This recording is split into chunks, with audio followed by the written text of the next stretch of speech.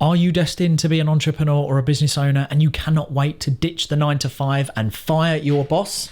I'm going to talk you through all the telltale signs that might be screaming that you are destined for more than just going into a job and doing the same thing day in, day out. Because that was what it was for me. I had early signs, which now I look back and in hindsight, I think, yeah, I was never built to be in a 9 to 5 job. So let's run through some of the things that you might be feeling, experiencing, or things that you don't really know how to act upon. Hopefully, I'm going to give you some guidance and direction, which will allow you to make quicker decisions to get from point A to point B. And hopefully point B is exploring entrepreneurship and starting a business instead of being told what to do in the freaking 9 to 5. So early on, if I look back in my early teens, even going pre-teens, loud, outspoken, bold, confident, thinking for myself, innovative, like control when it comes to making my own decisions, right? That's from a young age. And I suppose we adopt that from our parents, right? If we're given this freedom to be confident, then we kind of develop those traits. As I went into my teens, I always wanted to make my own decision. Or if someone had a plan, I always thought, well, hang on a minute, why don't we consider this for X, Y, and Z? I always had a logical, methodical way of working. I didn't like maths in school. I didn't like English. I didn't like academia. I wasn't really good at sitting down and trying to concentrate on one thing and trying to write things down. I just wanted to go and do it and try and test it and fail and then fail faster and move forwards and maybe be rejected, maybe go through the process of being let down, but being able to rebound and try again. I was all for that. They were early signs. So you might be experiencing that where you're thinking, you're being told what to do in a 9 to 5 and you're thinking, that's an old way of working. Let's do it like this. But of course you're suppressed in a 9 to 5 and sometimes you're crucified for speaking up and there's repercussions. You know, you're going against the senior leaders or, you know, the managerial system. Okay, so you're not able to spread your wings. So they were early signs. And then when I went into employment, I realized that I just didn't want to be a part of what I call the poor mindset. There was a lot of gossiping. There was a lot of small mind talk. And I just thought there's more to life. I've always been involved in fitness and I've been very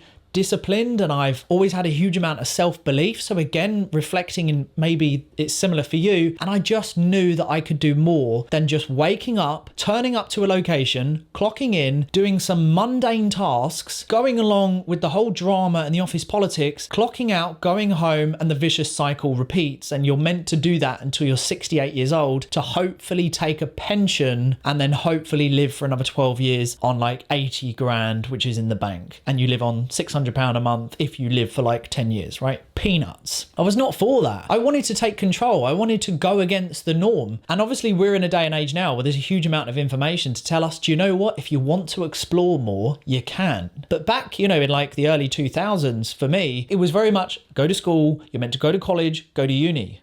I was like, what? No, I'm not good at school. I'm not good at maths. I'm not good at English. Why do I have to do the normal thing? So I would try and buy and sell things. I was exploring making money. I came from a family that didn't have any money. So to escape that fear of no money, it was how could I make money? You have to go through innovation. You have to adapt. You have to pivot. You have to start self-educating. Again, are you resonating with any of this? You're taking it upon yourself to learn something new, to apply it to a market that might not even exist, but you're creating a space. I was always doing that. You know, I wrote books. I was writing a lot. I was like blogging. I wasn't very good, but I was trying things and I was always failing fast and failing forwards. And I didn't like getting caught up in limitation. I didn't like being told, right, you've come in for this job interview. This is what you're going to be given. This is where you're going to work. This is who you're going to work with. You can go to the toilet at this time. You can eat at this time and you can go on holiday during this period. And you have to ask for permission if you want to leave to go see a family member or if you need sick. And even if you are sick, we want to confirm with the health doctor back on site that you were sick. And I was just thinking, this is not for me. There's no control. I'm like a robot.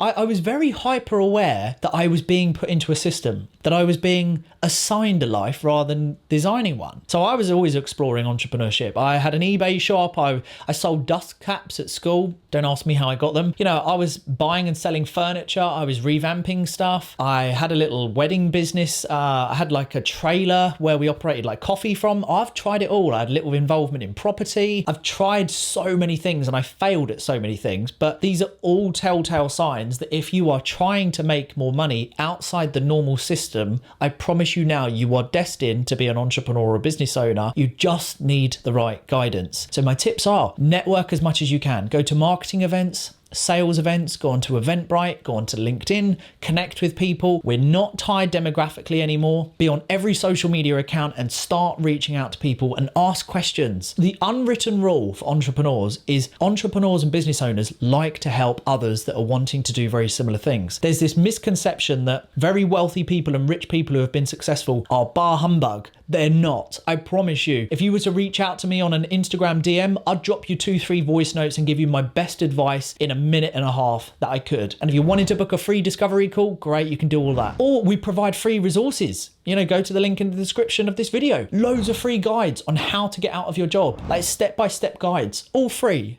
So, you know, there's actually an abundance of help, free information. You know, look at someone I know very well, Simon Squibb, Help Bank. You know, look at how things are changing, right? It's never been easier to start a business. It's never been easier to get access to people who have been very successful. You know, I just knew all of this and I just started exploring, changing my social circles, exploring different areas, going to different events and really broadening my mind and moving from poor mindset to the rich mindset. Although I never really had a poor mindset, I knew of it and I was hanging around with perhaps people that didn't really want to go anywhere, but I was very quick to cut them off and change my social circles because I realized environment dictates your performance physically, mentally, and professionally and financially. If you're around very wealthy people who are driven and are always wanting to reach the next level, they naturally pull you up. Just like we see, if you're around really bad people and negative people and miserable people, you get dragged down and you feel quite drained and empty and there's no hope for the world. And I just wanted full accountability. I think one common thing with business owners and entrepreneurs, there's no blame culture.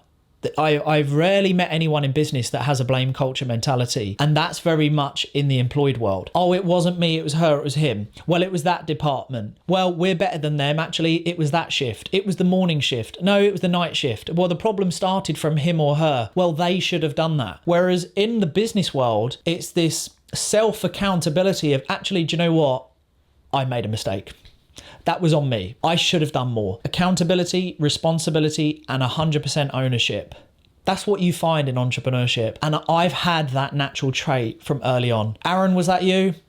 Yeah, that was. I wasn't looking to blame because when you take control of your life and responsibility, you'll be surprised how much progress you can make. Like super amounts of progress. So those are all kind of like the telltale signs. And I was just making money. I was always thinking about money. You know, money is a good thing. We should talk about it more in the UK. It solves a lot of problems. So these were all the telltale signs. And I didn't fit into an employed role. When I was in my last job, they did see me as a problem because I was always going against the grain. I'd been very smart with my money outside of work. So in meetings, I was that guy who stood up and said, I don't agree with that. No, I know you're 2 levels above me, but it doesn't mean that I have to follow that process because I would like to, you know, apply bias for action and give reasoning to X, Y, and Z. This process doesn't seem to make sense. And I would like to discuss this avenue and we approach it this way, or at least for it to be heard and discussed.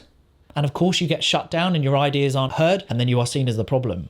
I was never meant to fit into the employed world. What I was destined for is to start my own businesses and create my own happy culture and fairness and respect and compassion and empathy where people feel that they can talk without any repercussion. That's the journey I'm on. I'm very thick in the business, you know, in the trenches of scaling businesses, and I love it. If you could resonate with any of that and you feel that that's you and you've got this fire in your belly and you're going home and you feel dissatisfied, you haven't got full fulfillment, or you're feeling you're lacking purpose, you need to address it. Loads of free links and loads of free links and resources in my bio of this video. But one thing I do really want to hit home on, if you don't act, the biggest risk of taking no risk is it could lead to regret, depression, anxiety, and the World Health Organization did a survey where it's something like 22% of people that have anxiety and depression, which is around about 284 million people at the moment, which have been clinically diagnosed, is due to not fulfilling dreams and chasing purpose. Because a lot of people get to a point in their life where they're like,